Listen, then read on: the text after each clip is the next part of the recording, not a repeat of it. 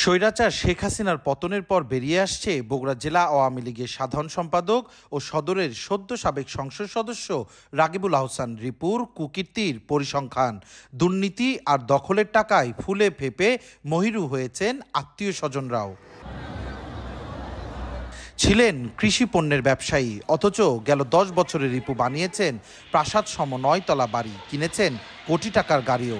নির্বাচনী হলফনামা অনুযায়ী 10 বছরে শুধুমাত্র তার অস্থাবর সম্পত্তি বেড়েছে 31 গুণেরও বেশি।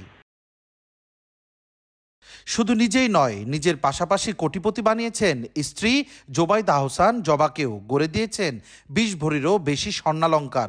এর বাইরে নামে বেনামে এই নেতা ও তার স্বজনদের রয়েছে বিপুল পরিমাণ সম্পত্তি। অনুসন্ধানে জানা যায়, সাবেক সংসদ সদস্য রিপুর এই অবৈধ সম্পদের পিছনে রয়েছে চরম ক্ষমতার অপব্যবহার। হাটের ইজারা থেকে টেন্ডার বাণিজ্য, নিয়োগ থেকে পদ বাণিজ্য, পুরো জেলার সবখানেই ছিল রিপুর আধিপত্য। আইন প্রণেতার ছেলে, বাংলাদেশের সর্বোচ্চ সম্মান, তার ছেলে আইন ভঙ্গ করে দাগি আসামের চিন্তা করে আছে। হাট বাণিজ্য, টেন্ডার বাণিজ্য, নিয়োগ বাণিজ্য, ঘুষ বাণিজ্য, কোন দুর্নীতির সাথে এরা জড়িত ছিল না বললে তো শেষ হবে না। স্বৈরাচার পতনের পরপরই রিপুর বাড়ি ও গাড়িতে অগ্নিসংযোগের ঘটনায় প্রমাণ করে কতটা জনরোষ জমেছিল তার বিরুদ্ধে।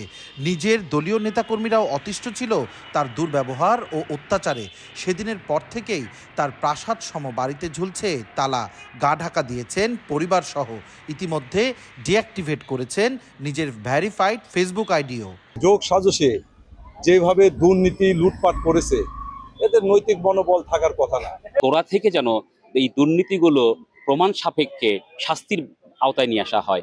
দুদক বলছে, ক্ষমতার অপব্যবহার কিংবা দুর্নীতি করে অবৈধ সম্পদ অর্জন করে পার পাওয়া যাবে না। ইতিমধ্যেই দুর্নীতির দায়ে বগুড়ার বেশ কয়েকজন প্রভাবশালী আওয়ামী লীগ নেতার নামে মামলা করেছে সংস্থাটি। সম্প্রতি দুদক সারা দেশেই দুর্নীতির বিষয়ে তারা সজাগ এবং তারা বিভিন্ন তথ্য উপাত্ত সংগ্রহ করছে। তথ্য উপাত্তের ভিত্তিতে দুদক কোনো দুর্নীতিবাজ বা অর্থ আত্মসাৎকারী বা ক্ষমতার অপব্যবহারকারী বা অবৈধ সম্পদ গঠনকারী পাওয়া গেলে তাদের বিরুদ্ধে অবশ্যই আইনানুগভাবে ব্যবস্থা গ্রহণ করবে। গুম, খুন কিংবা নির্যাতনের ভয়ে এতদিন কেউ মুখ না খুললেও স্বৈরাচারী সরকার পতনের পর একে একে বেরিয়ে আসছে আওয়ামী লীগ নেতাদের দুর্নীতির ভয়াবহ চিত্র। সঞ্জু রায়, দেশ টিভি, বগুড়া।